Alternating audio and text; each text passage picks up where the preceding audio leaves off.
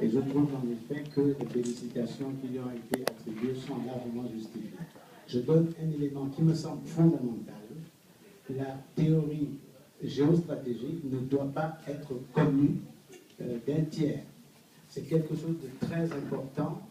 Et si les armées comme celle d'Éthiopie ont pu faire des victoires sur celle de l'Italie ou celle de Zoulou, si elles ont pu infliger des victoires, des défaites à l'armée anglaise, c'est parce que la théorie stratégique et géostratégique était interne.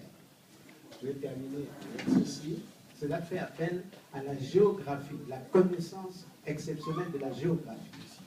Et beaucoup de personnes se demandent encore comment est-ce que la colonisation, comment les choses ont été faciles. C'est parce que ceux qui sont venus ont d'abord étudié la géographie. Une fois qu'on a une connaissance de la géographie au sens mathématique, c'est-à-dire la géographie physique, alors on peut faire des schémas, on peut formaliser, et là on fait une stratégie militaire sur la base de la philosophie de la défense des peuples.